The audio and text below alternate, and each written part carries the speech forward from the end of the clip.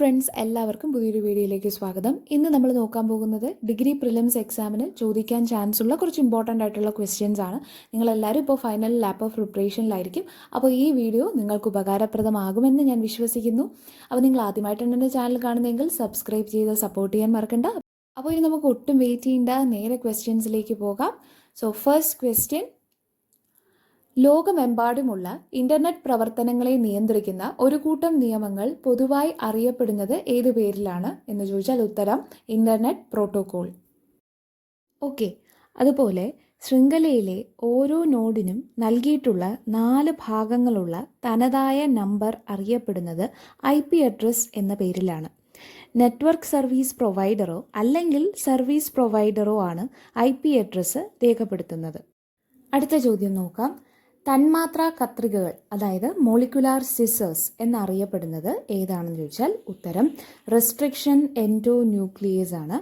DNA മുറിക്കാൻ restriction endo nucleus സഹായിക്കുന്നുണ്ട്. ഇങ്ങനെ മുറിച്ച DNA കഷ്ണത്തെ പ്ലാസ്മിഡ് DNAയുമായിട്ട് കൂട്ടിച്ചേർക്കുന്നു. അപ്പോൾ ഈ കൂട്ടിച്ചേർക്കപ്പെട്ട DNA കഷ്ണത്തെ വഹിക്കുന്നത് പ്ലാസ്മിഡുകളാണ്. പുതിയ ജീനിനെ വാഹക പ്ലാസ്മിഡിലേക്ക് ബന്ധിപ്പിക്കാൻ ലിഗേസ് സഹായിക്കുന്നു. ഈ എൻസൈം ജനിതക പശ എന്നും അറിയപ്പെടുന്നു. അപ്പോൾ ഇനി അടുത്ത ചോദ്യം നോക്കാം. നെക്സ്റ്റ് ക്വസ്റ്റ്യൻ: കയറ്റുമതി ഇറക്കുമതി മൂല്യങ്ങൾ തുല്യമാകുന്ന അവസ്ഥ ഏത്? ഉത്തരം കറണ്ട് അക്കൗണ്ട് സിസ്റ്റം. ഓക്കെ, ചരക്കുകളിലും സേവനങ്ങളിലും നടക്കുന്ന വ്യാപാരത്തിൻ്റെ മൂല്യവ്യത്യാസവും കൈമാറ്റ അടവും ചേരുന്നതാണ് ഈ കറണ്ട് അക്കൗണ്ട് എന്ന് പറയുന്നത്. ഈ ചരക്ക് സേവനങ്ങളുടെ വിലയ്ക്കു പുറമെ സൗജന്യമായി ലഭിക്കുന്ന വരുമാനമാണ് കൈമാറ്റ അടവ് എന്ന് പറയുന്നത്. സമ്മാനം, പിന്നെ വിദേശത്തു നിന്നുള്ള പണം, ഗ്രാൻറ്റുകൾ, ഇവയെല്ലാം കൈമാറ്റ അടവിന് ഉദാഹരണങ്ങളാണ്.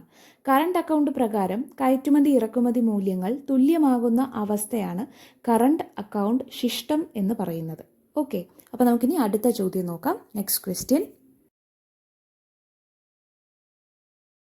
എത്ര ഉൽപ്പന്നങ്ങൾക്കാണ് കേരളത്തിൽ നിന്ന് ഇതുവരെ ഭൗമസൂചികാ പദവി ലഭിച്ചിട്ടുള്ളത്? ഉത്തരം 36. കേരളത്തിൽ നിന്ന് ആദ്യമായിട്ട് ഭൗമസൂചികാ പദവി ലഭിച്ചത് ആറന്മുള കണ്ണാടിക്കാണ്. കേരളത്തിൽ നിന്ന് ഭൗമസൂചികാ പദവി ലഭിച്ച 36 ഉൽപ്പന്നങ്ങളിൽ 23 എണ്ണവും കാർഷിക ഉൽപ്പന്നങ്ങളാണ്. ഒടുവിലായി കേരളത്തിൽ നിന്ന് ഭൗമസൂചികാ പദവി ലഭിച്ചത് തലനാടൻ ഗ്രാമ്പുവിനാണ്. കോട്ടയം ജില്ലയിലെ മീനച്ചൽ താലൂക്കിലെ തലനാട് ഗ്രാമപഞ്ചായത്താണ് ഈ ഗ്രാമ്പുവിൻ്റെ ജന്മദേശം. അടുത്ത ചോദ്യം നോക്കാം. നെക്സ്റ്റ് ക്വസ്റ്റ്യൻ: വിവർത്തനത്തിനുള്ള 2024 കേന്ദ്ര സാഹിത്യ അക്കാദമി പുരസ്കാരം ലഭിച്ചത് ആർക്ക്? ഉത്തരം KV കുമാരൻ. SL ഭൈരപ്പയുടെ യാനം എന്ന കന്നഡ നോവലിൻ്റെ മലയാളം പരിഭാഷയ്ക്കാണ് മലയാള വിഭാഗത്തിൽ പുരസ്കാരം ലഭിച്ചത്. ഈ ചോദ്യങ്ങളെല്ലാം മനസ്സിലായെന്ന് വിശ്വസിക്കുന്നു. അപ്പോൾ നമുക്ക് അടുത്ത ക്വസ്റ്റ്യനിലേക്ക് പോകാം. Next question: MT Vasudevan Nair രചിച്ച സ്നേഹത്തിൻ്റെ മുഖങ്ങൾ എന്ന ചെറുകഥ ഏത് പേരിലാണ് ചലച്ചിത്രമായത്? ഉത്തരം മുറപ്പെണ്ണ്. A. വിൻസെൻ്റ് ആണ് ചിത്രം സംവിധാനം ചെയ്തത്. പുസ്തക രൂപത്തിൽ പ്രസിദ്ധീകരിക്കപ്പെട്ട ആദ്യത്തെ മലയാള തിരക്കഥ കൂടിയാണ് ഈ മുറപ്പെണ്ണ്. MTയുടെ പള്ളിവാളും കാൽച്ചിലമ്പും എന്ന കഥയെ ആധാരമാക്കിയുള്ള ചലച്ചിത്രമാണ് നിർമാല്യം എന്ന് പറയുന്നത്. അപ്പോൾ ഇനി അടുത്ത ചോദ്യങ്ങളിലേക്ക് പോകാം. നെക്സ്റ്റ് ക്വസ്റ്റ്യൻ: ഉമിനീരിലെ സലൈവറി അമലീസിന് പ്രവർത്തിക്കാൻ ആവശ്യമായ pH എത്ര? ഉത്തരം pH 6.8. ഉമിനീരിൽ Na+, K+, Cl-, HCO3- എന്നീ ഇലക്ട്രോണുകളും സലൈവറി അമലൈസ്, ലൈസോസൈം എന്നീ രാസാഗ്നികളും അടങ്ങിയിരിക്കുന്നു. സലൈവറി അമലൈസ് ആഹാരത്തിലെ 30% അന്നജത്തെ വിഘടിപ്പിച്ച് മാൾട്ടേസ് എന്ന ഡൈസാക്രൈഡ് ആക്കുന്നു. ഉമിനീരിലുള്ള ലൈസോസൈം ഭക്ഷണത്തിലൂടെ വായിലെത്തുന്ന ബാക്ടീരിയകളെ നശിപ്പിക്കാൻ സഹായിക്കുന്നതാണ്. അടുത്ത ചോദ്യത്തിലേക്ക് പോകാം. നെക്സ്റ്റ് ക്വസ്റ്റ്യൻ: സഹോദരൻ അയ്യപ്പൻ്റെ നേതൃത്വത്തിൽ ചെറായിൽ ആരംഭിച്ച സാംസ്കാരിക സംഘടന ഏത്? ഉത്തരം വിദ്യാപോഷിണി. 1917 സഹോദരൻ അയ്യപ്പൻ സ്ഥാപിച്ച സംഘടനയാണ് സഹോദര സംഘം. മിശ്രവിവാഹവും മിശ്രഭോജനവും വഴി ജാതി നശീകരണമായിരുന്നു സംഘടനയുടെ പ്രധാന ലക്ഷ്യം. അടുത്ത ക്വസ്റ്റ്യൻ നോക്കാം. നെക്സ്റ്റ് ക്വസ്റ്റ്യൻ: 2025 ജലദിന പ്രമേയം എന്താണ്? ഉത്തരം ഹിമാനികളുടെ സംരക്ഷണം, അതായത് ഗ്ലേസിയർ പ്രിസർവേഷൻ. എല്ലാ വർഷവും മാർച്ച് 22-നാണ് ലോക ജനദിനമായിട്ട് ആചരിക്കുന്നത്. 1992 ബ്രസീലിലെ റിയോ ഡി ജനീറോയിൽ വെച്ച് നടന്ന UN conference on environmental and ഡെവലപ്മെൻറ്റിലാണ് ലോക ജലദിനം എന്ന ആശയം ആദ്യമായിട്ട് ഉയർന്നു വന്നത്.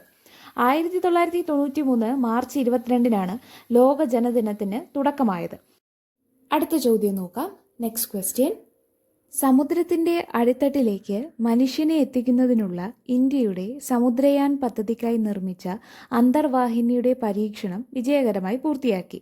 അന്തർവാഹിനിയുടെ പേരെന്താണെന്ന് ചോദിച്ചാൽ മത്സ്യ 6000 എന്നാണ്.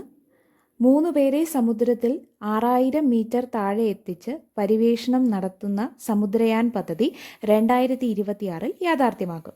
ചെന്നൈയിലെ നാഷണൽ ഇൻസ്റ്റിറ്റ്യൂട്ട് ഓഫ് ഓഷ്യൻ ടെക്നോളജിയാണ് അന്തർവാഹിനി നിർമ്മിച്ചത്. അടുത്ത ചോദ്യം.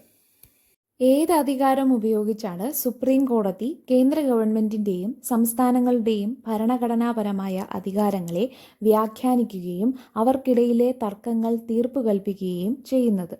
ഉത്തരം തനത് അധികാരം അഥവാ ഒറിജിനൽ ജൂറിസ്ട്രിക്ഷൻ. ഓക്കെ, അപ്പോൾ അടുത്ത ചോദ്യം നോക്കാം. Next question. ബ്രിക്സിൽ പുതുതായി അംഗത്വം നേടിയ രാജ്യം ഏതാണെന്ന് ചോദിച്ചാൽ ഉത്തരം ഇന്തോനേഷ്യയാണ്. 2025 ബ്രിക്സിൻ്റെ അധ്യക്ഷ പദവി വഹിക്കുന്ന ബ്രസീലാണ് ഇന്തോനേഷ്യയെ കൂട്ടായ്മയിലെ പൂർണ്ണ അംഗമായ വിവരം അറിയിച്ചത്. 2006 സെപ്റ്റംബർ 20 ന്യൂയോർക്കിൽ നടന്ന UN ജനറൽ അസംബ്ലിയുടെ 61ാം സമ്മേളനത്തോടനുബന്ധിച്ചാണ് ബ്രിക് കൂട്ടായ്മ, അതായത് ബ്രസീൽ, റഷ്യ, ഇന്ത്യ, ചൈന ആദ്യ യോഗം നടന്നത്. റഷ്യ, ബ്രസീൽ, ചൈന എന്നീ രാജ്യങ്ങളിലെ വിദേശകാര്യ മന്ത്രിമാരും ഇന്ത്യയുടെ പ്രതിരോധ മന്ത്രിയും ആ യോഗത്തിൽ പങ്കെടുത്തു. 2011 ഏപ്രിൽ 14 ദക്ഷിണാഫ്രിക്ക കൂടി അംഗമായതോടെ അസോസിയേഷന്റെ പേര് ബ്രിക്സ് എന്നായി. Ethiopia, Iran, Saudi Arabia, UAE എന്നീ രാജ്യങ്ങളെ ചേർത്ത് 2024 ബ്രിക്സ് വികസിപ്പിച്ചിരുന്നു. ഇന്ന് ആഗോള GDPയുടെ 1/3 ഭാഗവും ലോക ജനസംഖ്യയുടെ ഏകദേശം 45% കൈമുതലായുള്ള രാജ്യങ്ങൾ എന്ന നിലയിൽ ലോക സാമ്പത്തിക ക്രമത്തിൽ വലിയ ഇടപെടൽ നടത്താൻ കഴിയുന്ന ഒന്നാണ് ബ്രിക്സ്. അടുത്ത ചോദ്യം. കോശങ്ങളുടെ കോണ്ടാക്ട് ഇൻഹിബിഷനുള്ള കഴിവ് നഷ്ടമാകുന്ന അവസ്ഥയാണ് അർബുദമെന്ന് പറയുന്നത്. മറ്റു കോശങ്ങളുമായി കോശങ്ങൾ സമ്പർക്കത്തിൽ വരുമ്പോൾ അവയുടെ അനിയന്ത്രിതമായ വളർച്ച തടയപ്പെടുന്നു. ഈ സവിശേഷത നഷ്ടമാകുന്ന അവസ്ഥയാണ് അർബുദം. അർബുദ കോശങ്ങൾ വിഭജനം തുടർന്ന് ഒരു കൂട്ടം കോശങ്ങളായി മാറുന്നു. ഇവയാണ് ട്യൂമറുകൾ എന്ന് പറയുന്നത്. ക്യാൻസർ ട്യൂമറുകൾ 2 തരത്തിൽ പറയാം. ബീനൈൻ ട്യൂമർ, അതായത് അപകട സാധ്യത കുറഞ്ഞ ട്യൂമറുകളാണ്. ശരീരത്തിലെ മറ്റു ഭാഗത്തേക്ക് വ്യാപിക്കാതെ അവയുടെ ഉത്ഭവ സ്ഥലത്ത് മാത്രം ഒതുങ്ങുന്നവയാണ് ഇവ. കുറച്ച് കേടുപാടുകൾ മാത്രമേ ഇവയുണ്ടാക്കുകയുള്ളൂ. മറ്റതെന്ന് പറയുന്നത് മാലിഗൻ ട്യൂമറാണ്. മാരകമായ ട്യൂമർ കോശങ്ങൾ എണ്ണം അതിവേഗം പെരുകുകയും സമീപങ്ങളിലേക്ക് വ്യാപിക്കുകയും ചെയ്യുന്നു. പോഷകങ്ങൾക്ക് വേണ്ടി സാധാരണ കോശങ്ങൾ മത്സരിച്ച് അവയ്ക്ക് പോഷക ദൗർബല്യമുണ്ടാകുന്നു. ഇവ ശരീരത്തിൻ്റെ വിവിധ ഭാഗങ്ങളിൽ എത്തുകയും അവിടെയെല്ലാം പുതിയ ട്യൂമറുകൾ രൂപപ്പെടുത്തുകയും ചെയ്യുന്നു. അപ്പോൾ അർബുദത്തിന് കാരണമായ ഘടകങ്ങളാണ് കാർസിനോജൻസ് എന്ന് പറയുന്നത്. അപ്പോൾ അടുത്ത ചോദ്യം നോക്കാം. Next question. പൂക്കോട്ടൂർ യുദ്ധം ഏത് കലാപവുമായി ബന്ധപ്പെട്ടതാണ്? ഉത്തരം മലബാർ കലാപം. 1921 മലബാർ കലാപത്തിൻ്റെ ഭാഗമായിട്ട് ഓഗസ്റ്റ് 26 കലാപകാരികളും ബ്രിട്ടീഷ് സൈന്യവും തമ്മിൽ മലപ്പുറത്തെ പൂക്കോട്ടൂരിൽ നടന്ന പോരാട്ടമാണ് പൂക്കോട്ടൂർ കലാപം. ഇതിനെ പൂക്കോട്ടൂർ യുദ്ധം എന്നും അറിയപ്പെടുന്നുണ്ട്. ഖിലാഫത്ത് നിസ്സഹരണ പ്രസ്ഥാനങ്ങൾക്കിടയിൽ 1921 മലബാറിൽ ഏറനാട്, വള്ളുവനാട് തുടങ്ങിയ സ്ഥലങ്ങളിൽ നടന്ന മാപ്പിള കലാപങ്ങൾ ദേശശ്രദ്ധയാകർഷിച്ചവയായിരുന്നു. ലഹളയുമായി ബന്ധപ്പെട്ട് നടന്ന വലിയ ദുരന്തമായിരുന്നു 1921 നവംബറിൽ നടന്ന വാഗൺ ദുരന്തം എന്ന് പറയുന്നത്. കലാപത്തിൽ പങ്കെടുത്തവരെ തിരൂരിൽ നിന്ന് ബെല്ലാരി ജയിലിലേക്ക് അടച്ചുപൂട്ടിയ റെയിൽവേ ഗുഡ്സ് വാഗണിൽ കൊണ്ടുപോയി. പോത്തന്നൂരിൽ വെച്ച് വാഗൺ തുറന്നപ്പോൾ 64 പേരാണ് ശ്വാസം മുട്ടി മരിച്ചിരുന്നത്. ഓക്കെ, അപ്പോൾ അടുത്ത ക്വസ്റ്റ്യൻ നോക്കാം. Next question. സർവേ ഓഫ് ഇന്ത്യയുടെ ആസ്ഥാനം എവിടെയാണ്? ഉത്തരം ഡെറാഡൂൺ. അടുത്ത ചോദ്യം നോക്കാം. Next question. All Travancore joint political conference എന്ന സംഘടന ഏത് പ്രക്ഷോഭവുമായാണ് ബന്ധപ്പെട്ടിരിക്കുന്നത്, അല്ലെങ്കിൽ ഏത് പ്രക്ഷോഭവുമായി ബന്ധപ്പെട്ടാണ് രൂപവൽക്കരിച്ചതെന്ന് ചോദിച്ചാൽ നിവർത്തന പ്രക്ഷോഭമാണ് ഉത്തരം. 1932 ശ്രീ ചിത്തിര തിരുനാൾ പ്രഖ്യാപിച്ച ഭരണപരിഷ്കാരത്തിനനുസരിച്ച് ജനസംഖ്യാനുപാതികമായി നോക്കുമ്പോൾ ഈഴവ മുസ്ലിം ക്രിസ്ത്യൻ സമുദായങ്ങൾക്ക് ന്യായമായി കിട്ടേണ്ട സീറ്റുകൾ ലഭിക്കുന്ന വിധത്തിലായിരുന്നില്ല നിയോജക മണ്ഡലങ്ങളുടെ വിഭജനവും വോട്ടവകാശവും നിർണയിച്ചിരുന്നത്. ന്യായമായ പ്രാതിനിധ്യത്തിനു വേണ്ടി പോരാടാൻ ഈഴവ മുസ്ലിം ക്രിസ്ത്യൻ പ്രതിനിധികൾ 1932 ഡിസംബർ 17 രൂപവൽക്കരിച്ച സംഘടനയാണ് all Travancore joint political conference. തങ്ങളുടെ ആവശ്യങ്ങൾ അംഗീകരിക്കപ്പെടാത്ത കാരണം ദ്വിമണ്ഡല നിയമസഭയിലേക്കുള്ള തിരഞ്ഞെടുപ്പ് ബഹിഷ്കരിക്കാൻ സംഘടന തീരുമാനിച്ചു. ഇതാണ് പിന്നീട് നിവർത്തന പ്രക്ഷോഭം എന്ന പേരിലറിയപ്പെട്ടത്. ഇതുവരെ പറഞ്ഞ ക്വസ്റ്റ്യൻസ് എല്ലാം നിങ്ങൾക്ക് നന്നായിട്ട് മനസ്സിലായിട്ടുണ്ടെന്ന് വിശ്വസിക്കുന്നു. എന്തെങ്കിലും ഡൗട്ട് ഉണ്ടെങ്കിൽ കമൻറ്റ് സെക്ഷനിൽ ചോദിക്കുക. പിന്നെ ഇതുവരെ ചാനൽ സബ്സ്ക്രൈബ് ചെയ്തിട്ടില്ലെങ്കിൽ സബ്സ്ക്രൈബ് ചെയ്യാനും മറക്കണ്ട. അപ്പോൾ ഇനി പുതിയൊരു വീഡിയോയിൽ കാണാം. എല്ലാവർക്കും ബൈ.